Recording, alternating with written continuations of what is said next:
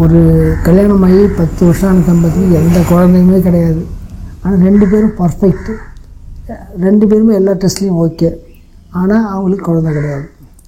அவங்களுக்கு நானும் ட்ரீட்மெண்ட் பண்ணி ரொம்ப அவஸ்தைப்பட்டு, சரி வேண்டாம் எங்கேயாவது பார்த்துக்க சொல்லுவோம் அப்படின்னு ஒரு எண்ணத்தில் இருக்கும்போது திருப்பி அவங்கள கேட்டேன். கேட்கும்போது அவங்க சொன்னாங்க, நீங்கள் நல்லா இருக்கிறீங்க, மென்சஸ் வருது அப்படின்னாங்க. ஆனால் எனக்கு ஒன்று தயங்கினாங்க, ஏதோ ஒரு தயக்கம் மனசுக்குள்ளே இருந்துச்சு. என்ன தயக்கம் சொல்லுங்க அப்படின்னு. ஆனால் வரும், ஆசன வாயால் தான் வரும், குறிப்பிட்ட அந்த பெண் உறுப்பால் வராது அப்படின்ட்டாங்க. அதுக்கு அமோனியம் கார்பனுக்கு ஒரு மருந்து இருக்குது, அதை கொடுத்தேன். அதை கொடுத்தோன்னே அவங்க ஒரு 3 மாதம் கன்சீவ் ஆகி 2 குழந்தையும் பெற்று நீங்கள் நல்லா இருக்குங்க, நல்லா ஆகிட்டாங்க. அதை என்ன பண்ணேன், ஹோமியோபதி கான்ஃபரன்ஸில் மெட்ராஸில் சென்னையில் பேசினேன். உடனே அந்த பயிற்சி டாக்டர்கள்லாம் அந்த நூலை போய் வாங்கிட்டு வந்து காமிச்சாங்க, பார்த்தோன்னே இது எப்படி கண்டுபிடிச்சிங்கன்னு கேட்டாங்க. படிக்க தான் எங்களுக்கு வேலை, ஹோமியோபதிக்கு படிச்சுக்கிட்டே இருக்கணும், மருந்து கொடுத்தா படிச்சுக்கிட்டே இருக்கணும். இன்றைக்கி ஹோமியோபதி டாக்டர்லாம் என்ன பண்ணுறாங்கன்னா, ஒரு கன்சல்டிங்கு 1000 ரூபா வரைக்கும் வாங்குறாங்க. நான்லாம் இன்றைக்கி பாம்பு கடி, தேள் கடி, பூராங்கடி இதுக்கெல்லாம் இலவசம் தான், மருந்துக்கு காசே வாங்குறது இல்லை. 2வது உள்ளூர்வாசிகள்கிட்ட எந்த இதுக்கும் அதிகமாக நான் வற்புறுத்தலை கொடுத்தா வாங்கிக்குவேன், இல்லைன்னா இல்லை. நீங்கள் ஆட்டுக்கறி சாப்பிட்ற பிள்ளைங்களுக்கெல்லாம் ஒரு உடம்புல ஒரு தடிப்பு வந்துடும். தடிப்புன்னா ஞாயிற்றுக்கிழமை தான் பெரும்பாலும் இங்கே எல்லாம் ஆட்டுக்கறி ஆக்குவாங்க. ஸ்கூல் பிள்ளைலாம் வீட்டில் இருக்கணுங்கிறதுனால என்ன பண்ணுவாங்கன்னா, எல்லோரும் சாப்பிட்டது பிறகு மத்தியானம் சாப்பிட்டதுக்கு பிறகு பார்த்திங்கன்னா உடம்பு பூரா தடித்து போயிடும் ஆட்டுக்கறி. அதுக்கு பிறகு ஆட்டுக்கறியோ கோழிக்கறியோ ஏதோ ஒன்று. அப்போ என்ன பண்ணுவோம்னா பல்சேட்டிலாங்கிற மருந்தை கொடுப்போம், சௌரியமாக்கிடும். அதுக்கு பிறகு எல்லாருக்கும் சௌரியமாயிடுச்சு. அதுக்கு பிறகு என்ன பண்ணுவாங்கன்னா, கறி இன்றைக்கி ஆக்க போகிறோம்னு தெரிஞ்சவொன்னே கறி எடுத்துகிட்டு வரும்போது மருந்தையும் வாங்கிட்டு விடுவாங்க. அதுவும் இலவசமாக தான் கொடுக்குறேன். ஆமாம், அலர்ஜி வருது. ஆனால் அந்த அலர்ஜிக்கு பல்சேட்டிலாம் நல்லா கேட்குது. மீன் அலர்ஜி ஆர்சனிக் ஆல்பம் கேட்கும். இது பல்சேட்டிலாம் கேட்கும். ஆட்டுக்கறி கோழிக்கறிக்கு பல்சேட்டிலாம் நம்பர் 1 மெடிசன். யாராலும் தைரியமாக கொடுங்க, யாராலும் கொடுக்கலாம். உலகெங்கும் பரவி வாழும் உறவுகள் அனைவருக்கும் என் இனிய வணக்கம். நாகப்பட்டினம் மாவட்டம் கீழ்வேலூர் வட்டம் தலையாமலை ஊராட்சி பெரியதும்பர் கிராமத்தில் வாழ்ந்து வரும் தோழர் LT என்று அனைவராலும் அழைக்கப்படும் ஹோமியோபதி மருத்துவர் எல் தனிக்கொடி அவர்கள் இந்த கிராமத்தை சுற்றியுள்ள அனைத்து கிராம மக்களுக்கும் சிறந்த மருத்துவ பணியாற்றி வருகிறார். இன்றைய சூழ்நிலையில் தமிழ்நாட்டில் உள்ள அனைத்து ஹோமியோபதி மருத்துவர்களில் மிக முக்கியமானவர். இவரின் மருத்துவ பணியும் மருத்துவ சேவையும் அளப்பரியது. இவர் போற்றி பாதுகாக்கப்பட வேண்டிய மனிதர். இவர் பெரியதும்பர் கிராமத்தில் மக்களோடு மக்களாக ஒரு எளிய வாழ்க்கையை வாழ்ந்து வருகிறார். இவரது திறமைக்கும் மருத்துவ அறிவுக்கும் பெருநகரங்கள் பக்கமோ வெளிநாடுகளுக்கோ அல்லது வேற எங்காவது போயோ மருத்துவமனை நிறுவி இருந்தாலோ அல்லது ஒரு சின்ன குடிசை போட்டு ஒரு சிறிய கிளினிக் ஆரம்பிச்சு இவ்வளவுதான் மருத்துவத்திற்கு பீஸ் என்று நிர்ணயம் செய்து இவரது மருத்துவ அறிவை விற்றிருந்தால் கார் பங்களா என்று மிகவும் செல்வ செழிப்பாகவும் வசதியாகவும் வாழ்ந்திருக்கலாம். ஆனால் இவரோ மருத்துவத்தை காசாக்காமல் ஹோமியோபதி மருத்துவத்தின் தந்தை ஹானிமன் மற்றும் இவர் தனக்கு குரு என்று சொல்லிக்கொள்ளும் ஆர்வம் சார் அவர்கள் காட்டிய வழியில் ஏழை உழைக்கும் மக்கள் அதிகம் வாழும் தனது கிராமத்து மக்களுக்காகவும் சுற்றுவட்டார மக்களுக்காகவும் தனது வாழ்க்கையை அர்ப்பணித்து வாழ்ந்து வருகிறார். மருத்துவ சேவையாற்றி வருகிறார். தேல்கடி, பாம்பு கடி, பூரான் கடி, நெஞ்சு வலி, வயிறு வலி, குழந்தை 20 அழுதுகிட்டே இருக்கு, சாப்பிட மாட்டுது, வயிற்று போக்கு நிக்கல, வயிறு உப்புசமா இருக்கு, கறிக்குழம்பு சாப்பிட்டா உடம்பெல்லாம் தடிச்சு போச்சு, இப்படி இன்னும் என்னென்ன பிரச்சனைகளோடும் யார் எந்த நேரத்தில் போய் அவரது வீட்டு கதவை தட்டினாலும் முகம் கோணாமல் எழுந்து வந்து மருத்துவம் செய்யக்கூடிய மனித நேயமிக்க ஒரு நல்ல மருத்துவர். தேவைப்பட்டால் அவர்களின் வீடுகளுக்கே அது நள்ளிரவா இருந்தாலும் பாதிசாம இருந்தாலும் போய் வைத்தியம் செய்யக்கூடிய நல்லவர். கண் ஆபரேஷனுக்கு போக முற்றிய காசநோய், புற்றுநோய், மூளையில கட்டி, ஹார்ட் அட்டாக், இப்படி இன்னும் என்னென்ன வியாதிகளோடும் வந்து நடுகிறவிலோ அதிகாலையிலேயோ எழுப்பி நிலைமை மோசமா இருக்கு, பெரிய மருத்துவமனைக்கோ இல்ல தஞ்சாவூர், செங்கிப்பட்டி, மதுரை, திருச்சி, சென்னை கொண்டு போகணும், எங்களுக்கு ஒன்னும் தெரியாது, நீங்க தான் கூட வரணும்னு சொல்லி இவரிடம் வைத்தியம் பார்க்காமல் அலோபதி மருத்துவம் பார்த்துக் கொள்ளும் ஊரில் உள்ள அல்லது அக்கம் பக்கத்து ஊரை சேர்ந்த யார் வந்து கூப்பிட்டாலும் உடனே எந்தவித பலனையும் எதிர்பார்க்காம அலுப்பப்படாமலும் இந்த வயதிலும் உடனே சரி என்று அவர்களுடன் செல்லும் ஒப்பற்ற மாமனிதர். இது போக குழந்தைக்கு கோயம்புத்தூர் கல்லூரியில் சீட்டு கிடைச்சிருக்கு, பையன் திருச்சி கல்லூரியில் மேற்படிப்புக்கு போறான், நர்ஸ் ட்ரைனிங் பேத்திக்கு வந்திருக்கு, சென்னை வர சொல்லிருக்காங்க, நீங்க கொஞ்சம் கூட வந்தா ஒத்தாசையா இருக்கும். இப்படி வேறு காரணங்களுடன் படிப்பு சம்பந்தமாக யார் வந்து கூப்பிட்டாலும் உடனே எந்த விதமான மறுப்பும் சொல்லாமல் கிளம்பி போகும் தன்னலமற்றவர். மனு எழுத, கம்ப்ளைண்ட் கொடுக்க, 100 நாள் அட்டை விண்ணப்பிக்க, ரேஷன் கார்டு வாங்க, ஊரில் உள்ள பிரச்சனைகளை தீர்க்க, போலீஸ் ஸ்டேஷன் போக, இப்படி யார் எந்த விஷயத்துக்காக வந்து உதவி என்று கூப்பிட்டாலும் கேட்டாலும் உடனே போய் செய்து கொடுக்கும் உயர்ந்த பண்பாளர். கம்யூனிஸ்ட் தத்துவத்தின் மீது கொண்ட ஈர்ப்பால் அந்த தத்துவத்தை ஏற்றுக்கொண்டு பொதுவுரிமை கட்சியில் சேர்ந்து உழைக்கும் மக்கள் மக்களுக்காக உழைத்துக் கொண்டிருக்கும் உழைக்கும் வர்க்கத்தின் தோழர். அதனால்தான் மக்கள் இவரை ஒருமுறை தலைமலை பஞ்சாயத்தின் உபதலைவர் அதாவது வைஸ் பிரசிடண்டாகவும் அடுத்த முறை தலைவர் அதாவது பஞ்சாயத்து பிரசிடண்டாகவும் ஆக்கி அழகு பார்த்தனர். ஹோமியோபதி மருத்துவத்தை புதிதாய் படிக்க பழக வருபவர்களுக்கும் அல்லது ஏற்கனவே மருத்துவம் பார்த்துக் கொண்டிருக்கும் மருத்துவர்களுக்கும் போனிலோ நேரிலோ எந்த நேரத்தில் என்ன சந்தேகங்களை ஐயப்பாடுகளை கேட்டாலும் மிகுந்த ஆர்வத்துடனோ எந்தவித ஒளிவு மறைவின்றியும் தனது அனைத்து அனுபவங்களையும் அவர்களுடன் பகிர்ந்து கொள்ளும் ஆசான். என்னை போன்று சென்னை போன்ற பெருநகரங்களில் வெளிநாடுகளில் வாழ்ந்த ஒரு நபர்களுக்கு அவர்களது மனைவிக்கு குழந்தைகளுக்கு ஏற்பட்ட உடல் பிரச்சனைகள் மனப்பிரச்சனைகள் என்று எதற்காக தூரத்திலிருந்து போன் செய்து பேசினாலும் உடனே இந்த மருந்தை வாங்கி கொடு வாங்கி சாப்பிடு என்று மருந்து பற்றிய அனைத்து தகவல்களையும் யோசிக்காமல் வழங்கக்கூடிய வள்ளல். நேரில் வந்து மருந்து சாப்பிட்டவர்களுக்கும் மருந்து பற்றிய தகவல்களை பகிர்ந்து கொள்வார். நான் உனக்கு இந்த மருந்து தான் கொடுத்தேன், அடுத்த முறை நீங்களே வாங்கி வச்சுட்டு சாப்பிடுங்க என்று வெள்ளந்தியாக இருக்கும் மனிதர். இத்தனை பெருமைகளுக்கும் உரிய ஏழைகளின் மருத்துவர் தோழர் எல்டி என்று அனைவராலும் அன்புடன் அழைக்கப்படும் எல் தனிக்கொடி அவர்களுடன் நாம் மேற்கொண்ட நேர்காணலை பாருங்கள், பகிருங்கள், அவரது புகழை உலகெங்கும் பரப்புங்கள். நான் ஒரு ஹோமியோபதி மருத்துவர். என் பெயர் தனிக்கோடி. நான் கடந்த 1974 ஹோமியோபதி மருத்துவம் பார்த்து வருகிறேன். எனக்கு குருவானவர் மேலப்படாகை சேர்ந்த டாக்டர் பி ஆர்வம் என்பவர். எனக்கு வயிற்று கோளாறு ஏற்பட்டு பல மருத்துவம் பார்த்து தேர்வு எழுத முடியாத நிலை ஏற்பட்ட பிறகு அவர் தான் எனக்கு மருத்துவ சிகிச்சை கொடுத்து எனக்கு எல்லா வைத்தியத்தையும் சரி பண்ணி விட்டார். அதுக்கு பிறகு தான் நானே ஹோமியோபதிக்கு படிக்கணும்னு ஆசைப்பட்டு அவரோட ஆலோசனையின் பேரில் ஹோமியோபதி படித்தேன். சந்தேகம்னா அவர்கிட்ட கேட்டுக்குவேன். பொறுமையாக ரொம்ப ஆர்வத்தோடு எதாக இருந்தாலும் விளக்குவார். ஒரு 7-8 கேஸாக நம்ம சொல்லலாம்னு நினைக்கிறேன். அது ஒன்று குடும்பத்தில் ஒரு மாமியாருக்கு மருமக சண்டாயிடும், அடிக்கடி சண்டை வந்துக்கிட்டு இருந்துச்சு. அங்கே போய் ட்ரீட்மெண்ட் பண்ண போகிறோம். அந்த மருமக என்ன சொன்னாங்கன்னா, என் மாமியார் எப்பயுமே அடுப்படிக்கு வர்றதில்லை, போய் படுத்துக்கிறாங்க, உட்காந்துக்கிறாங்க, எல்லாம் நான் தான் செய்ய வேண்டியதாக இருக்குது அப்படின்னு சொன்னாங்க. அதுக்கு பிறகு நாங்கள் என்ன பண்ணோம், பல மருந்துகளை கொடுத்து பார்த்தோம். மன ரீதியாக ஏதாவது பாதிப்பு இருக்குமோ அதனால என்னவோ அந்த அம்மா வர மாட்டேங்கிறாங்கன்னு நினச்சிட்டு நாங்கள் இருந்தோம்.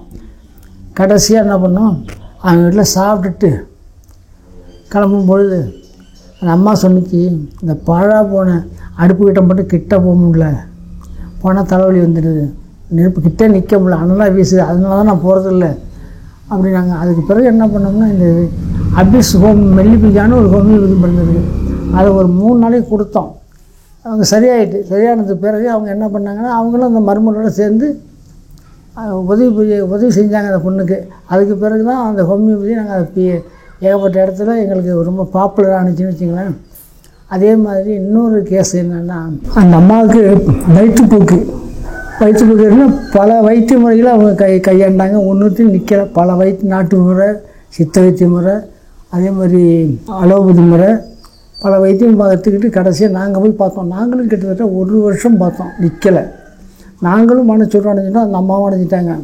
கடைசியாக அவங்கள்ட்ட இது வரைக்கும் நீங்கள் எங்கேயாவது பார்த்துங்கன்னு சொல்லிவிட்டு ஒரு ஆறுதலுக்கு நான் கிளம்பும்போது அவங்க ஒரே ஒரு வார்த்தை சொன்னாங்க, டீ குடிச்சிட்டு போங்க, டீ போடுறேன். டீயை குடிச்சிட்டு இருக்கும்போது அவங்க ஒரு வார்த்தை சொன்னாங்க, இந்த பழா போன வயிற்றுப்போக்கு பகலில் மட்டும்தான் இருக்குது, நைட்டில் கிடையாது அப்படின்னாங்க. அப்போ தான் எங்களுக்கு ஒரு பொறி தட்டுச்சு. பெட்ரோலிங்கிற மருந்தில் அந்த சிம்டம்ஸு இருக்குது. அந்த ஒரு வேளை 2 வேளை கையில் கொடுத்துட்டு மறுபடியும் போய் பார்ப்போம், சரியாயிட்டா இல்லையா பார்ப்போம்னு 2 நாள் கழிச்சு போய் பார்க்கும்போது அவங்க சிரிச்சுக்கிட்டு எங்களை வரவேற்றாங்க, அந்த ஒரு டோஸோடு எங்களுக்கு சரியாயிட்டு அப்படின்னு. இதே மாதிரி இந்த பெட்ரோலியத்தை வச்சு இன்னொரு சிம்டம்ஸு இருக்குது, இன்னொரு வைத்தியம் மெயினான மென்டல் சிம்டம்ஸு. நான் திருச்சி ஒரு டாக்டரை பார்க்க போயிருந்தேன். பேர் கிருஷ்ணமூர்த்தி. அவர் பேசிக்கிட்டு இருக்கும்போது ஒரு கேஸு சொன்னார். கேஸு எப்படின்னா, அவங்களுக்கு பக்கம் 3வது வீடு. அந்த பையன் பேங்கில் வேலை செய்கிறான், கேஷியராக வேலை செய்யும்போது திடீர்னு கவுண்டர் என்ன பண்ணுவான், திடீர்னு சாத்துவான், திடீர்னு போயிடுவான் கிளம்பி. அப்புறம் 1/2 மணி நேரம் கழிச்சு வருவான். ஆன் டைம்லேயும் பணத்தை பார்ட்டி பணம் கொடுப்பான். இதே மாதிரி பண்ணும்போது மேனேஜருக்கு ஒன்றுமே சொல்ல முடியல. கடைசியாக அவங்களும் மனமருத்துவ டாக்டர்லாம் கொண்டு பார்க்கும்போது ஒன்றும் கண்டுபிடிக்க முடியல டாக்டரால். கடைசியாக ஒரு நாள் என்ன பண்ணால், அந்த பையன் அவங்க அம்மா மடியில் படுத்துக்கிட்டு ஓன்னு அழுதுருக்கான். என்னான்னு கேட்கும்பொழுது, நான் சீக்கிரம் செத்துருவோம் போல இருக்குது, என் பொண்டாட்டிக்கு நான் ஏதாவது செட்டில்மெண்ட் பண்ணி வைக்கணும், அதனால தான் அந்த மன உளைச்சல் நான் அங்கேயும் இங்கேயும் போய்கிட்டுருக்கிறேன் அப்படின்னு சொல்ல விட்டு, இதே பெட்ரோலியம் தான். அந்த பெட்ரோலியத்தில் மனக்குறி என்னென்னா, தான் சீக்கிரம் செத்துருவோம் அப்படின்னு சொல்லிட்டு செட்டில்மெண்ட் பண்ணணும் அப்படின்னு விருப்பப்படுவாங்க. ஆனால் கூடி மட்டும் பண்ண மாட்டாங்க, அத்தோடு விட்டுருவாங்க. பண்ணுறதுங்கிறது வேறு, ஆனால் பண்ண மாட்டாங்க. அதுக்கு அந்த டாக்டர் என்ன பண்ணியிருக்காரு, பெட்ரோலியம் கொடுத்துருக்காரு. பெட்ரோலியம் கொடுத்தோன்னே அவன் அந்த இதே மாறி போய் அவர் ரெகுலராக பேங்கில் வேலை செய்ய ஆரம்பித்து மறுபடியும் நல்லா ஆகிட்டான். அதாவது டாக்டர் கிருஷ்ணமூர்த்தியோட ஸ்ரீரங்கத்தில் அவர் இருக்கும்போது இப்போ அவர் சென்னையில் இருக்கார். அவர் இந்த கதையை சொன்னார். பெட்ரோலியத்தில் இந்த மாதிரி பெட்ரோலியத்தை பொறுத்தவரை எங்களுக்கு 2 அனுபவம் கிடச்சிது. ஒன்று எங்களுக்கு சொந்த அனுபவம் ஒன்று, அடுத்து மற்ற டாக்டருடைய அனுபவம் ஒன்று. இது ரெண்டுமே சக்ஸஸ். ஒரு 20 வருஷம் 15 வருஷத்துக்கு முந்தி பார்த்திங்கன்னா இந்த யாதவர்கள் என்ன பண்ணுவாங்கன்னா ராமநாதத்துலேருந்து ஆடு ஓட்டிக்கிட்டு வருவாங்க. ஆடு ஓட்டிட்டு கிடன்னு போடுவாங்க, கிடை போட்டுட்ருப்பாங்க வயலில். அப்போ அந்த வருஷம் சித்திரை மாதம், அதாவது அந்த வருஷமே உங்களுக்கு மழை பெய்ய ஆரம்பிச்சிடுச்சு முன்கூட்டியே. அது சீசன் இல்லாமல் மழை பெஞ்சுது. மழை பெய்யும்போது என்ன ஆகிட்டுனா அதில் உள்ளவங்க ஏதோ தவறி ஏதோ மீன் சாப்பிட்டுப்பாங்க. உங்களுக்கு வயிறு சரியில்லாமல் போய் டயரியா ஏற்பட்டு போச்சு. டயரியா ஏற்பட்டு போனோன்னே எங்கள்கிட்ட வந்தாங்க. அவங்க திருக்கோலையிலேருந்து அப்போ வண்டியில் தான் வர்றாங்க. வண்டியிலேருந்து பைக்கெல்லாம் கிடையாது, சும்மா பாறை வண்டி தான் கட்டி ஏதோ ஒரு லோக்கலில் ஒரு வண்டி பிடிச்சிட்டு வர்றாங்க. நாங்கள் தான் ட்ரீட்மெண்ட் பண்ணோம். அப்போ வந்து எங்களுக்கு தெரிஞ்ச விளையாட்டு ஆல்பம், குப்பரமட்டாளிகம் இந்த மாதிரி மருந்தை கொடுத்தா கேட்க மாட்டேங்குது. உடனே என்ன பண்ணுறோம், நாங்கள் திருப்புண்டியில் அப்போ தான் ஜிஹெச் பிரைமரி ஹெல்த் சென்டர் ஆரம்பித்தாங்க. அந்த நேரத்தில் அவங்க அனுப்பிவிட்டோம். அங்கே போய் அந்த ஆள் தேரலை, இறந்துட்டார். அதுக்கு பிறகு இதில் யார் தப்பு இருக்குது, ஆஸ்பத்திரியில் பண்ண தப்பா அல்லது நாங்கள் பண்ண தப்பா அல்லது அவங்க காலந்தாமதப்படுத்தின தப்பா அப்படிங்கிற ஒரு முறையில் பார்க்கும்போது எல்லாமே அதில் சேர்ந்துருக்கு. ஏன்னா அன்றைக்கி போக்குவரத்து வசதி இல்லாத ஒரு காலம். கிட்டத்தட்ட இப்போ திருக்கோலைக்கும் நாங்கள் இருக்கிற இடத்துக்குமே 9 கிலோமீட்டர், அதுலேருந்து திருப்பூண்டி ஒரு 3 கிலோமீட்டர் போகணும். ஆக 12 கிலோமீட்டர் போகணும். அது அந்த காலகட்டத்தில் அவங்களுக்கு ட்ரீட்மெண்ட் பண்ணோம். அதுக்கு பிறகு என்ன பண்ணோம், இன்னொரு கேஸு அதே மாதிரி வந்துச்சு ஒரு வாரம் கழிச்சு. அந்த நேரம் நம்ம இதுக்கு இடையில் நாங்கள் என்ன பண்ணோம், நாங்கள் எங்களுடைய இம்ப்ரூவ்மெண்ட் என்ன காரணம் அந்த ஆள் இறந்தார் அப்படின்னு பார்க்கும்போது அதுக்கு பிறகு நாங்கள் அதை எங்களுடைய மெட்டீரியா மெடிக்கான்னு ஒரு நூல் இருக்குது, மருத்துவ குணப்பாட பகுதி. அதை பார்க்கும்போது சரியான மருந்தை கொடுத்தாலும் வெராட்ரால்பம், கேம்பர், குப்பரமெட்டு இந்த முறையில் கொடுத்தாலும் கொஞ்ச நாளைக்கு நல்லா இருப்பாங்க, திரும்பி அதே நிலைமைக்கு போயிடுவாங்க. டாக்டர் கெண்டுங்கிற ஒரு பெரிய டாக்டர் ஹோமியோபதியில் அமெரிக்கன், அவர் என்ன பண்ணார், இந்த மாதிரி கட்டத்தில் அமோனியம் கார்பன்கிற மருந்தை கொடுங்க, ஹார்ட் ஃபெயிலியர் வராமல் தடுக்கும், கொடுத்துட்டு மறுபடியும் அதே மருந்தை கொடுங்க, நோயாளிக்கு பிழைச்சிக்குவாங்கன்னு சொல்லியிருந்தார். அதே மாதிரி கொடுத்து அவங்க அதே மாதிரி பிழைச்சிக்கிட்டாங்க. ஒரு கேஸை நாங்கள் கை கழுவி விட்டுட்டோம், அடுத்த கேஸை பிழைக்க வச்சுட்டோம். அதே மாதிரி என்னுடைய சொந்த வாழ்க்கையில் குறிப்பாக என் மாமியார் அவங்க என்ன பண்ணாங்கன்னா, அவங்க வந்தது ஆகஸ்ட் செப்டம்பர் என்னை பார்க்கறதுக்காக வந்தாங்க. பேஷண்ட் கல்கேரியா கார்பு, அவங்க குணாம்சம் உடம்பு எல்லாமே அப்படியே இருக்கும். நான் என்ன பண்ணேன், கல்கேரியா கார்பை கொடுத்துட்டு நான் நாகப்பட்டினங்கிற பக்கத்து டவுனுக்கு அங்கே தான் போகணும். நாங்கள் அங்கே போயிட்டேன். அதே நேரத்தில் இன்னொரு 2 ஃப்ரெண்டு, அவரும் ஹோமியோபதி டாக்டர், அவரும் எங்கள் வீட்டுக்கு வந்திருக்காரு. அவர் வந்தோன்னே அவர்கிட்டையும் சொல்லியிருக்காங்க. அவர்கிட்டையும் சொன்னோன்னே அவர் என்ன பண்ணியிருக்காரு, அதை மருந்து கொடுத்துருக்காரு. என்ன மருந்து கொடுத்தான்னு எனக்கும் தெரியாது, வீட்லேயும் தெரியாது. அதையும் சாப்பிட்டாங்க. சாப்பிட்ட கையோட நீங்கள் பூரா விடிய வயத்தால் அடிச்சுது. கடைசியில் அந்த டாக்டரும் கொடுத்தது கல்கேரியா கார்பு. அதாவது வயசானவங்களுக்கு கல்கேரியா கார்பு 2 தடவை 3 தடவை கொடுக்கக்கூடாதுங்கிறது டாக்டர் கேசி பாஞ்சா சொல்லியிருக்காரு. அதை ஃபாலோ பண்ணாமல் அவரும் கொடுத்துட்டார். நான் கொடுத்துட்டு போனேன், என்னை கேட்டிருந்தா கூட நான் சொல்லியிருப்பேன், நான் மருந்து கொடுத்தது வேறு மருந்து கொடுங்கன்னு சொல்லியிருப்பேன். அவரும் கேட்கல, தெரிஞ்சவங்க குடும்பமாச்சுன்னு சொல்லியிருந்தேன். அவரும் கல்கேரியா கார்பு 2வது டோஸ் கொடுத்துட்டு போயிட்டார். நான் கொடுத்ததுக்கு பிறகு நாங்கள் காலையில் கொடுத்துட்டு போகிறேன், அவர் சாயந்தரம் சாப்பிட சொல்லி கொடுத்துட்டு போயிட்டார். நான் நைட்டு தான் வரேன், லாஸ்ட் பஸ்ஸில் 9 மணிக்கு. இந்த மழை கொட்டு இறங்கி வீட்டுக்கு வந்து பார்த்தா அவங்களுக்கு ஒரே டயரியா, தாக்கு பிடிக்க முடியல. அதோட மருந்து மற்றெல்லாம் சும்மா நாட்டு மருந்தெல்லாம் கொடுத்து சரியாக்கி விட்டு ஊருக்கு அனுப்பி வச்சோம். ஊருக்கு அனுப்பினது பிறகு அவங்களுக்கு எந்த டாக்டரும் பார்த்தாலும் அவங்களுக்கு உடம்பு நல்லாவே வரல.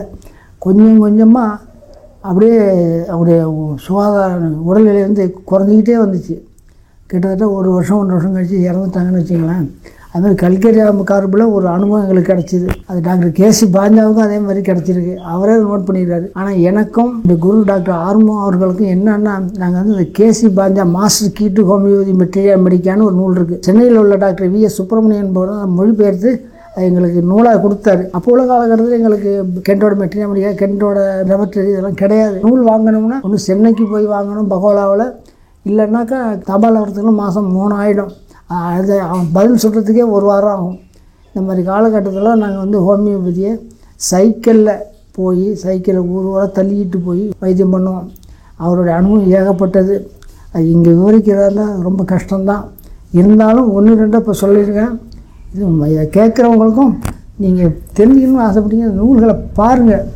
கேட்குற தமிழ் ஹோமியோபதி ஆர்வலரும் சரி, ஹோமியோபதி டாக்டருக்கும் சரி, கேசி பாஞ்சா இல்லாமல் எந்த ஹோமியோபதி டாக்டரும் வைத்தியம் பண்ணியிருக்க முடியும் எங்கள் காலத்தில். ஏன்னா பதிவு பண்ணுற வரைக்கும் அதான் எங்களுக்கு நூல். திருவாரூரில் doctor key notes Srinivasan key நோட்ஸ்னு ஒன்று போட்டால் அது ஒன்று.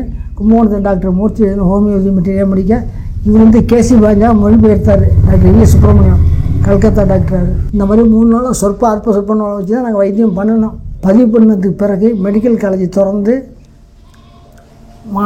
டாக்டர்லாம் வெளியிருந்ததுக்கு பிறகு பல நூல்களை மொழிபெயர்த்திருக்காங்க, பல நூல்களை படிச்சிருக்காங்க, எந்தெந்த நூல்களை படிக்கணுங்கிற முறையெல்லாம் சொல்லியிருக்காங்க. இருந்தாலும் எங்கள் காலத்தில் எங்களுக்கு கேசி பாஞ்சா கை கொடுத்தது மாதிரி யாருமே இன்றைக்கும் ரொம்ப டாக்டர் அதை கையாளுறாங்க. ஆனால் ரகசியமாக கையாளுறாங்க, அது சொல்ல மாட்டாங்க வெளியில். ஏன்னா அது வந்து கதைக்கு கதை மாதிரியே இருக்கும், அந்த டாக்டர் நம்மகிட்ட பேசுகிற மாதிரியே இருக்கும். அதான் ஒன்று. அதே மாதிரி அடுத்த டாக்டர் நாஷோட வெளியீடு அது கும்பகோணத்தில் வெளியிட்டாங்க. அந்த கும்பகோணத்தில் வெளியிட்டாங்க அந்த நூலை. அதே மாதிரி மெட்ராஸ்லேயும் வெளியிட்டாங்க. அதே மாதிரி திருவாரூர்லேயும் டாக்டர் சீனிவாசன் வெளியிட்டாங்க. 3 டாக்டரும் வெளியிட்டாங்க. அது இன்னமும் அது தமிழகம் கிடைக்கிது. அந்த நூலும் அப்படி தான் ஒரு இலக்கியம் மாதிரி இருக்கும் படிக்கிறதுக்கு. ஆனால் ரொம்ப நல்லாவும் இருக்கும். ஒப்பிடுதல் மெட்டீரியல் மெடிக்கல் ஒப்பிடுதல்ங்கிறது அதில் தான் ஒரு நல்லாயிருக்கும். பாண்டிச்சேரியில் மர்சியாலோட ஹோமியோபதி மெட்டீரியல் மெடிக்கல் நல்லாயிருக்கு. அதுமாதிரி டாக்டர் அம்பலவனோட மெட்டீரியல் மெடிக்கல் 3 வால்யூம் போட்டிருக்காரு, அதுவும் நல்லாயிருக்கு. அது வழியும் ஹோமியோபதி ஆர்வலர் தமிழ் படிக்கிறவங்க, தமிழில் தெரிஞ்சுக்கணும்னு ஆசைப்பட்டவங்க இந்த நூல்களை வாங்கி படிங்க. வணக்கம். நார்மல் டாக்டர் பற்றி சொன்னீங்கல்ல, அவர் என்ன படிச்சிருக்காரு, அவர் யாரு, எப்படி இந்த மருத்துவத்துக்குள்ள வந்தாரு அப்படிங்கிறது. என்னுடைய குருநாதர் ஆறுமுகம் டாக்டர் அவர்கள். அவர் வந்து ஒரு ஆசிரியர். அவங்க வசதியான குடும்பம் தான். ஆனால் வந்து அவங்க அண்ணன்லாம் மலேசியாவாசிகள், மலேசிய குடிமை விட்டாங்க. இவர் மட்டும் இங்கே தங்கிட்டார். இவர் ஹோமியோபதி படித்தார். படிச்சுட்டு என்ன பண்ணார், ஹோமியோ வைத்தியம் பண்ணார். இந்த ஹோமியோ வைத்தியம் பண்ணதுக்கு பிறகு அந்த ஊராட்சி மன்ற தலைவராகவும் ஆனார். அதுக்கு பிறகு அவருக்கு என்ன ஆச்சுனாக்கா, ஆசிரியர் பணியில் நிறைய தடங்கல்கள் ஏற்பட்டு போச்சு, போக முடியல. ஏன்னா வைத்தியத்தை பார்க்குறதா ஊராட்சி மன்ற தலைவராக பணியாற்றுறதா அப்படிங்கிற சூழ்நிலையில் விஆர்எஸ் வாங்கிட்டார். அப்போ விஆர்எஸ் வாங்கினார் வழி அவருக்கு என்ன கொடுத்தாங்க, அந்த பெனிஃபிட்லாம் கிடச்சிதா என்னன்னு நமக்கு தெரியாது. இருந்தாலும் வாங்கிட்டு அவர் முழுமூச்சு தொழிலில் ஈடுபட்டார். பெரிய அவர் ஒரு சக்ஸஸர் தான், அதாவது பெரிய வெற்றியாளர் தான் ஹோமியோபதியில். நான் கூட வந்து ஆங்கிலம் படிப்பேன், புரிஞ்சுக்குவேன், பேசுவேன். ஆனால் அவரால் அதுவும் முடியாது. அடுத்த ஒரு சைனுக்கு 2 வாத்தியார் தான். தமிழ் நூல்களை வச்சு இந்த அளவுக்கு சுற்று வட்டாரத்தில் ஒரு 10 கிலோமீட்டர் சுற்று வட்டாரத்தில் வைத்தியம் வந்து சக்ஸஸ் பண்ணார்.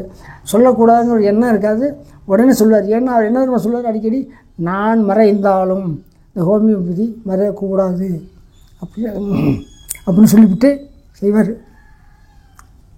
அவருடைய பெருமைக்காக தான். வேறு அவர் ஃபுல்லாக சைக்கிள் தான் சுற்றிட்டு இருப்பாங்க. ஆமாங்க. காசு எவ்வளோ வாங்குவாங்க அப்போக்கி வந்து 10 ரூபா 5 ரூபா இதுதான் அவருடைய ஃபீஸு. நாங்கள் போகிற இடத்துலையே முக்கியமாக இப்போ ரொம்ப தூரம் போயிட்டோம்னா மத்தியான நேரத்தில் வாய்ப்பு இருந்தால் அந்த வீட்லேயே சாப்பிடுவோம். எங்களுக்கு அதான் வாய்ப்பு, வேறு வழி இல்லை. ஹோட்டல் கிடையாது, ஒன்றும் கிடையாது. அந்த வீட்லேயே சாப்பிட்டுட்டு ஒரு அரை மணி நேரம் 1 மணி நேரம் இளைப்பாறிட்டு தண்ணியை குடிச்சிட்டு தான் கிளம்புவோம். வாரத்தில் 2 நாள் 3 நாள் ஒரு ஊருக்கு போவோம். 75 76 78 கொடுக்குறதான் காசு. ஏன்னா இந்த வைத்தியத்தை மக்கள் மத்தியில் கொண்டு போகிறதுக்கு நாங்கள் பட்ட அவமானம் இருக்க, இது வந்து அடுக்காது. இது வார்த்தையே கிடையாது. முட்டாயம்மா பள்ளி மிட்டாய் கொடுக்குறது இது என்னத்தை கேட்க போகுதுமா, எங்களை எவ்வளோ நம்ம கேவலப்படுத்தலாம். இன்றைக்கி அதே ஆளுங்க எங்கள்கிட்ட அந்த வைத்தியம் பார்க்குறான். அதுதான் எங்களுக்கு பெருமை. அன்றைக்கி கஷ்டப்பட்டோம், இன்றைக்கி பெருமைப்படுறோம், அவ்வளோதான். ஆனால் இந்த பெருமை அனைத்துக்கும் இந்த பக்கத்தில் இருந்தவருக்கு ஆறுமுக டாக்டர் தான், வேறு யாரும் சொல்ல முடியாது. இதுதான் உண்மை. அப்போ உங்களுக்கு எத்தனை வயசு அவருக்கு? நான் அவருக்கு 30 வயசு இருக்கு. எனக்கு வந்து எஸ்எல்சி முடித்தது 18 வயசில் முடிச்சிட்டேன். முடிச்சுட்டு 2 வருஷம் சும்மா இருந்துட்டு அதுக்கு பிறகு தான் படித்தேன். நான் 22 வயசில் நான் ரிஜிஸ்ட்ரேஷன் ஆனது. எனக்கு வந்து 74 கவர்மெண்ட் ரிஜிஸ்ட்ரேஷன். அவருக்கு எனக்கு எல்லாமே நாங்கள்லாம் பி கிளாஸ் டாக்டர்னு பேர். ஏ கிளாஸ் டாக்டர் மெடிக்கல் காலேஜில் படித்து வந்தாங்க. அப்போ சொற்பமான ஆசை டாக்டராக வந்தாங்க மெடிக்கல் காலேஜ். ஏன்னா அப்போ தான் முதல் ஆரம்பிச்சது. அது அட்மிஷனுக்கு போய் 4.5 வருஷம் படிச்சுட்டு அதுக்கு வந்தாங்க. 4.5 வருஷம் அப்போ வந்து டிஹெச்எம்எஸ் பட்டம். டிஹெச்எம்எஸ் முடிச்சிட்டு பிறகு மறுபடியும் அதை பிஹெச்எம்எஸ்ன்னு மாற்றினாங்க. ஏன் மாற்றினாங்கன்னா பயோகெமிஸ்ட்ரி சேர்த்து 5 வருஷம் ஆகிட்டு ஈக்குவல் ஆகிட்டாங்க. பிஹெச்எம்எஸ் எம்பிபிஎஸ் எல்லாமே ஈக்குவல் ரேங்கு. பிஎஸ்எம்எஸ் சித்தாளர் bachelor of surgery, bachelor of medicine. அதே மாதிரி ஆயுர்வேதிக்கில் பேச்சுலர் ஆஃப் ஆயுர்வேதிக் சயின்ஸு அந்த மாதிரி இது பண்ணாங்க. இப்போது நீங்கள் கிராமப்புறத்தில் தான் இருந்தீங்க. ஆமாம், கிராமப்புறத்தில் ஃபுல்லாகவே கிராமப்புறம். இப்போ வந்து விவசாயிகள் எல்லாருக்கும் பார்ப்பீங்களா?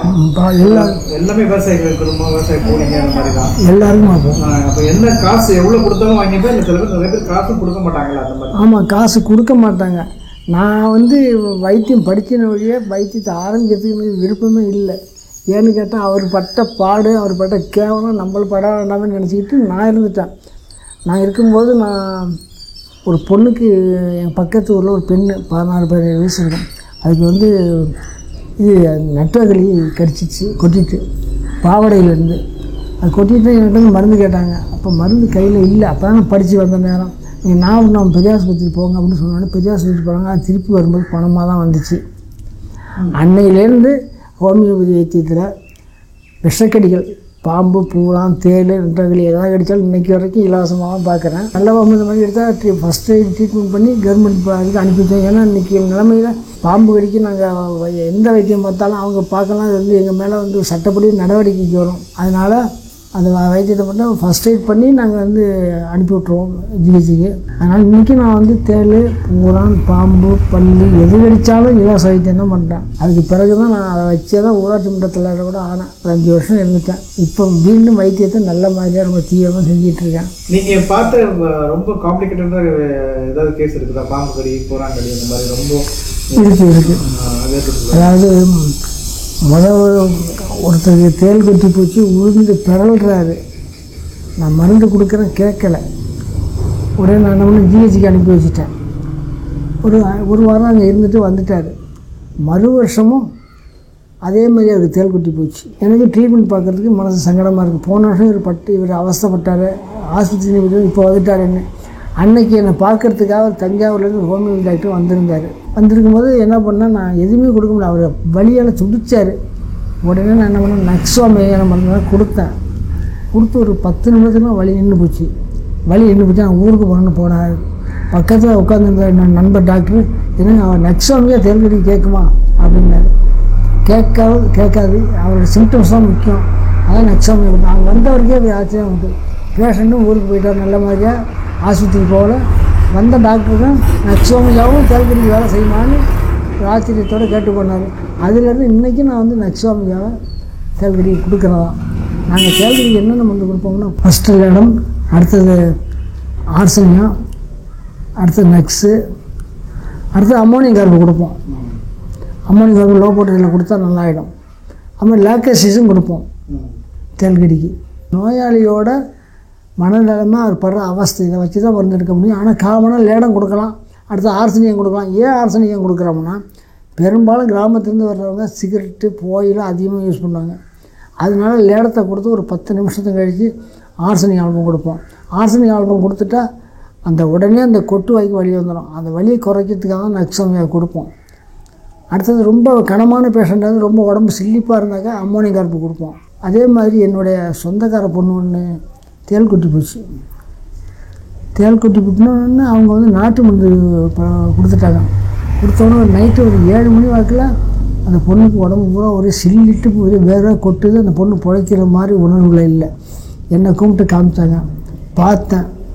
எனக்கு என்ன கொடுக்குறதுன்னு தெரியாமல் என்ன பண்ணேன், ஆர்சனிக் ஆல்பம் கொடுத்துட்டேன். கொடுத்துட்டு ஒரு 2 நிமிஷத்துக்கெலாம் பார்த்தா அந்த பொண்ணு சிரிக்க ஆரம்பிச்சிட்டு. எனக்கு ஒரு சந்தேகம், ஜனின்னு பிறந்துடுச்சோ, மூளை சரியில்லாமல் போயிடுச்சோ, உளருதோ என்னமோ நினச்சிக்கிட்டு என்னம்மாண்ணா எல்லாம் வழியெல்லாம் இல்லை அங்கிள், எனக்கு டீ வேணும்னுச்சு, கொடுங்கன்ட்டேன். டீயை குடிச்சிது. அதோட உடம்புல 3 நாள் அந்த ஜில்லாப்பு இருந்துச்சு. ஆனால் சௌரியமாக நீ கட்டி கொடுத்து அதுவும் பேரம் பேச்சு எடுத்துட்டு யார் சரோஜினி ஐயர்கிட்ட போய் மருந்து வாங்கிட்டாங்க. ஐயர்கிட்ட மருந்து வாங்கி ஐயர் பச்சை கொடுத்துட்டாரு. நல்லா இதாகி மறுபடியும் உடம்பு சொல்லிட்டு 10 மணிக்கு கூப்பிட்றாங்க. அப்போ தான் அவசரமாக போரிக் மெட்டீரியல் மெடிக்கல் எடுத்து பிறகுறேன்.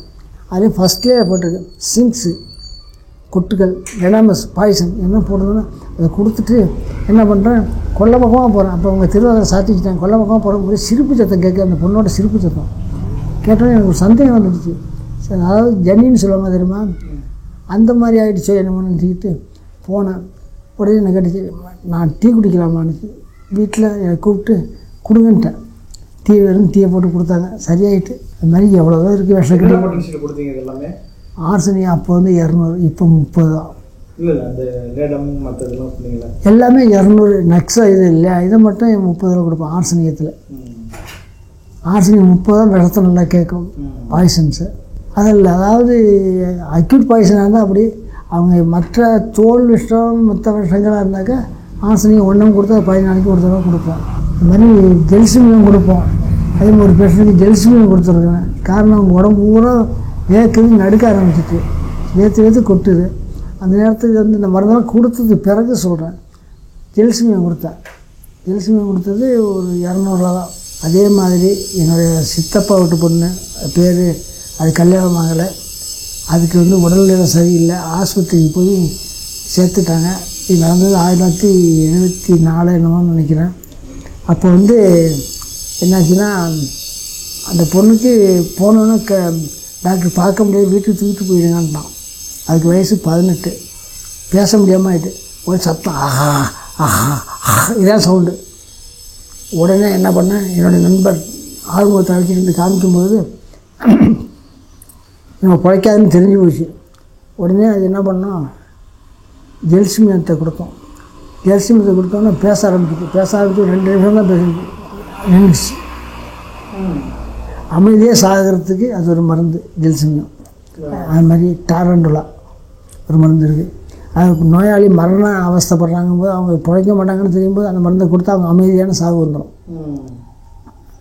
அதுக்கு அந்த அவர் ஜெல்சிமியத்தை கொடுத்தோம். ஒரு 10 நிமிடம் பேசினுச்சு, அப்படி நின்றுச்சு. அதான் ஹோமியோபதியில் அது ஒரு பெரிய மனசு தான் சங்கடம். நம்ம போயிட்டு வேறு வழி இல்லை. அது வந்து நம்மள்கிட்ட அவங்க பார்த்து கொடுக்கல. ஏன்னா அப்போ வந்து அங்கே என்ன டயக்னோசிஸ் பண்ணி அனுப்புகிறாங்கன்னா ஆஸ்ட்ரோபோரோசிஸ்ன்னு அனுப்பிட்டான். எலும்பில் ஆஸ்ட்ரோபோரோசிஸ்ன்னு சொல்லி வித் டிபின்னு சொல்லிவிட்டான். எலும்பில் டிபி இருக்குது, ஆஸ்ட்ரோபோரோசிஸ்ன்னு இருக்குன்ட்டான். அதனால தான் அந்த பொண்ணை காந்து பண்ண முடியல. அவங்களே பார்க்க முடியாதுன்னு சொல்லி தான் அனுப்பிட்டாங்க. அதுக்கு பிறகு 15 நாள் உயிரோடு இருந்துச்சு. கடைசி நேரத்தில் தான் இந்த ஜெல்சிமியத்தை கொடுத்தோம், அது உயிரும் போயிட்டு.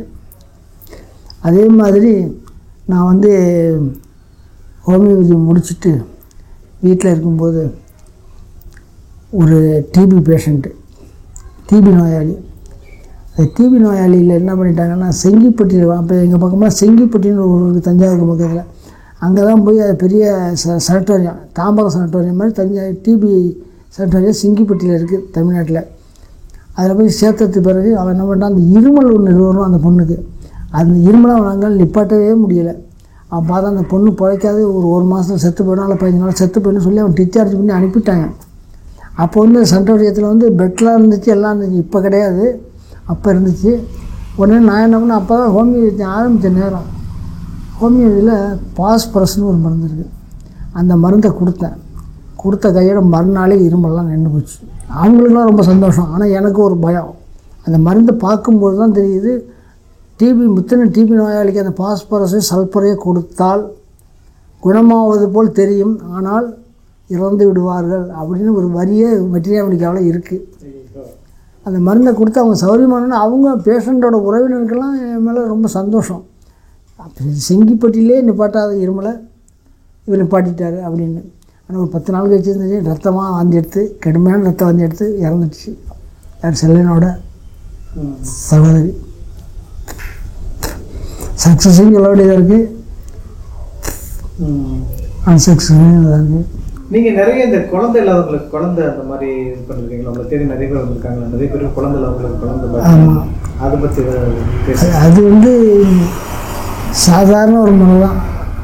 அவங்க வந்து எல்லா வகையிலையும் என்ன பண்ணுவாங்கன்னா, எல்லா வைத்தியம் முறையிலையும் முயற்சி பண்ணி பார்த்துட்டு கடைசி என்கிட்ட வருவாங்க. எங்கள் ஹோமியோபதி முறைப்படி பார்த்தா நாங்கள் வந்து 2 பேரையும் விசாரித்து ரிப்போர்ட்டையும் பார்த்துட்டு, பெண்ணுக்கு வந்து இந்த செமன் வெளியாகும். சில பேருக்கு ஆண் நல்லா இருப்பான், பெண்ணுக்கு செமன் வெளியாகும் உறவு வச்சுக்கிட்டது பிறகு. அதுக்கு பிறகு எப்படி அந்த பொண்ணுக்கு கர்ப்பம் ஏற்படும், அதுக்கு மருந்து கொடுப்போம். அதே மாதிரி இந்த பையனுக்கு சில பேருக்கு சீரகவுண்டே இருக்கும், அதுக்கு ஹோமியோபதியில் மருந்து எடுத்து கொடுப்போம். ஏன்னா ஆளுக்கு ஆள் வேறுபடும். ஏன்னா வந்து நான் இதுக்கு பொதுவான மருந்து பண்ண சொல்ல முடியாது. ஆனால் பொதுவான மருந்து நிறையா இருக்குது. நம்ம ட்ரிபிள்எஸ் டெரரிஸ்ட்னு ஒன்று இருக்குது, நிறையா டாமியானா இருக்குது, இந்த மாதிரி மருந்தெல்லாம் இருக்குது. ஆனாலும் குறிப்பிட்ட மருந்துன்னு நம்ம சொல்ல முடியாது. அஸ்வகந்தா இருக்குது, இந்த மாதிரி இருக்குது, நிறையா இருக்குது. ஆனால் பேஷண்ட்டுக்கு அவங்களுடைய உடல்வாக்கு தகுந்தபடியே இந்த விஷயத்தில் மட்டும் மருந்து கொடுக்க முடியும். அந்த மாதிரி ஒரு 10 வருஷம் 15 வருஷம் குழந்தை இல்லாதவங்களுக்காக நீங்கள் குழந்தை கொடுத்து ஷேர் பண்ணி ரெடி பண்ணி. ஆமாம், அதே மாதிரி இன்னொன்று சொல்லிடுறேன். ஒரு கல்யாணமாகி 10 வருஷம் ஆன தம்பதிக்கு எந்த குழந்தையுமே கிடையாது. ஆனால் 2 பேரும் பர்ஃபெக்ட்டு, 2 பேருமே எல்லா டெஸ்ட்லேயும் ஓகே. ஆனால் அவங்களுக்கு குழந்தை கிடையாது. அவங்களுக்கு நானும் ட்ரீட்மெண்ட் பண்ணி ரொம்ப அவஸ்தைப்பட்டு சரி வேண்டாம் எங்கேயாவது பார்த்துக்க சொல்லுவோம் அப்படின்னு ஒரு எண்ணத்தில் இருக்கும்போது திருப்பி அவங்கள கேட்டேன். கேட்கும்போது அவங்க சொன்னாங்க, நீங்கள் நல்லா இருக்கிறீங்க, மென்சஸ் வருது அப்படின்னாங்க. ஆனால் ஒன்று தயங்கினாங்க, ஏதோ ஒரு தயக்கம் மனசுக்குள்ளே இருந்துச்சு. என்ன தயக்கம் சொல்லுங்கள் அப்படின்னு. ஆனால் வரும், ஆசன வாயால் தான் வரும், குறிப்பிட்ட அந்த பெண் உறுப்பால் வராது அப்படின்ட்டாங்க. அதுக்கு அமோனியம் கார்பனுக்கு ஒரு மருந்து இருக்குது, அதை கொடுத்தேன். அதை கொடுத்தோன்னே அவங்க ஒரு 3 மாதத்துலேயே கன்சீவ் ஆகி 2 குழந்தையும் பெற்று நீங்கள் நல்லா இருக்குங்க, நல்லா ஆகிட்டாங்க. அதை என்ன பண்ணேன், ஹோமியோபதி கான்ஃபரன்ஸில் மெட்ராஸில் சென்னையில் பேசினேன். உடனே அந்த பயிற்சி டாக்டர்கள்லாம் அந்த நூலை போய் வாங்கிட்டு வந்து காமிச்சாங்க, பார்த்தோன்னே இது எப்படி கண்டுபிடிச்சிங்கன்னு கேட்டாங்க. படிக்க தான் எங்களுக்கு வேலை, ஹோமியோபதிக்கு படிச்சுக்கிட்டே இருக்கணும், மருந்து கொடுத்தா படிச்சுக்கிட்டே இருக்கணும். அந்த நூல் பேரை சொன்னோன்னே டாக்டர் மிண்டன் அவர் எழுதின யூட்ரைன் தெரபியூட்டிக்ஸ் புக்கில் தான் இருக்குது, வேறு எந்த நூல்லையும் இல்லை. அது சொன்னோன்னே போய் என்ன பண்ணாங்க, அந்த புக்கெல்லாம் வாங்கிட்டு வந்தாங்க. மத்தியானம் இடைவேளையில் வாங்கிட்டு வந்து புரட்டி பார்க்கும்போது அது கரெக்டாக சிம்டம்ஸ் அதில் இருக்குது. சரி, ஆசன வாயால் தான் வரும், வேறு எங்கேயும் வராது. அப்படி உள்ளவங்களுக்கு எப்படி கன்சீவ் ஆகும்? ஆகாது.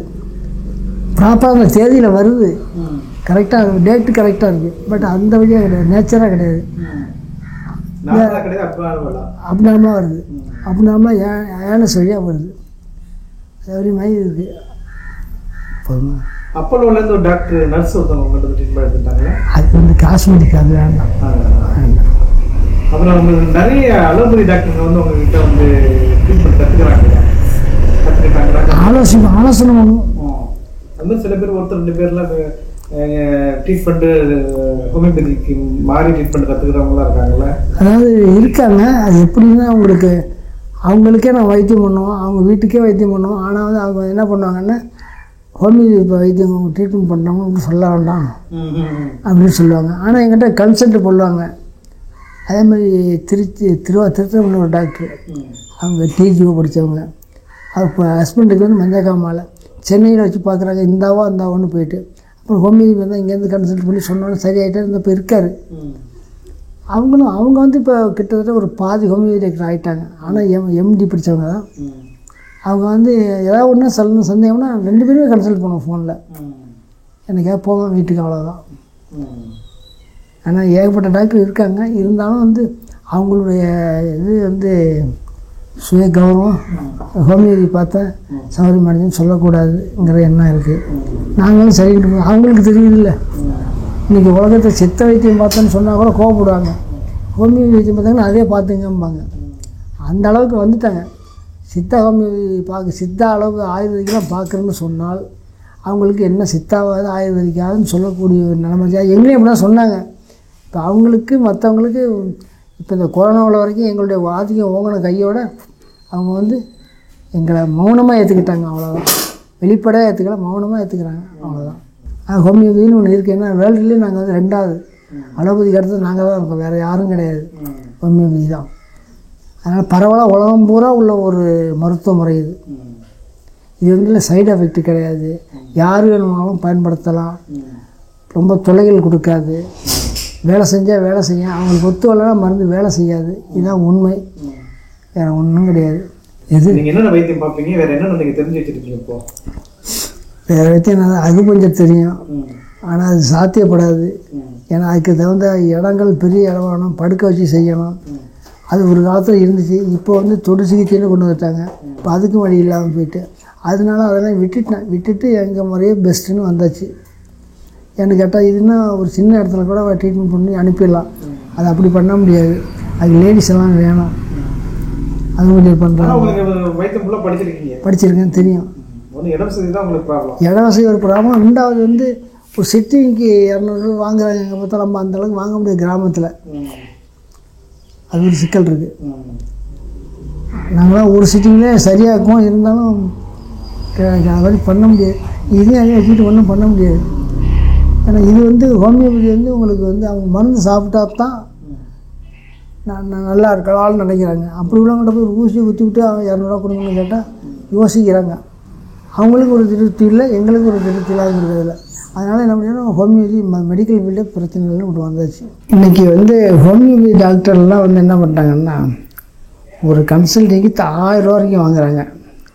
நான்லாம் இன்றைக்கி பாம்பு கடி, தேள் கடி, பூரா கடி இதுக்கெல்லாம் இலவசம் தான், மருந்துக்கு காசே வாங்குறது இல்லை. ரெண்டாவது உள்ளூர்வாசிகள்கிட்ட எந்த இதுக்கும் அதிகமாக நான் வற்புறுத்தலை கொடுத்தா வாங்கிக்குவேன், இல்லைன்னா இல்லை. ஒரு ஆறுமுகம் சார் கூட அவர் என்னோடய குருநாதர் மருந்து வாங்குறதுக்காக ஏதோ 10 ரூபா 5 ரூபா வாங்குவார். எங்கள் காலத்தில் 10 ரூபா 5 ரூபாங்கிறது பெரிய காசு இருப்பார்.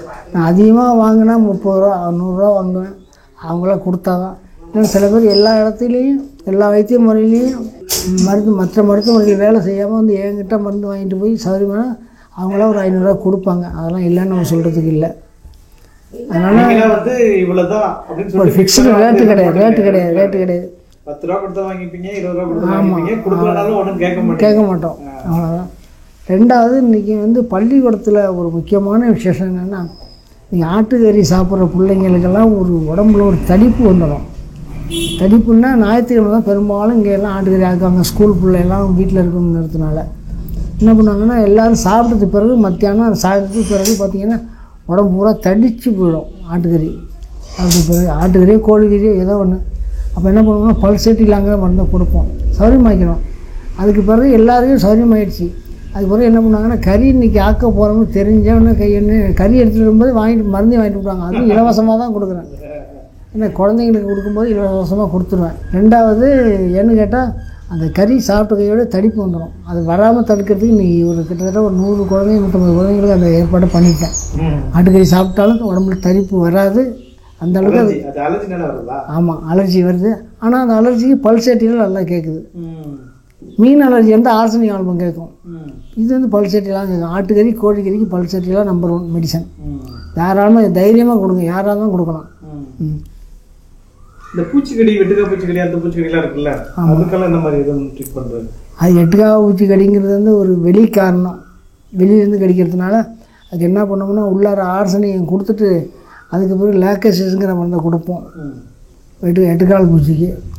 அதுக்கு பிறகு அம்மோனியம் கார்பன் சிம்டம் இருக்கிறபடி பார்த்து கொடுத்துக்க வேண்டியதான்.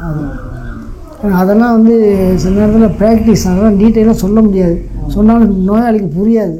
அதனால் அதெல்லாம் வந்து சில பர்டிகுலராக சில நண்பர்கள்ட்ட சொல்லுவோம், வேண்டியவங்கள்ட்ட சொல்லுவோம், நம்ம மருந்து கொடுத்துருக்கோம், என்ன காரணத்துக்காக கொடுத்துருக்கோம், இப்படி நிலமை நீங்கள் இதுக்கு ஒன்று பாருங்கள் அப்படின்னு வைத்தியத்தை சொல்லிட்டுருவோம். அவ்வளோதான்.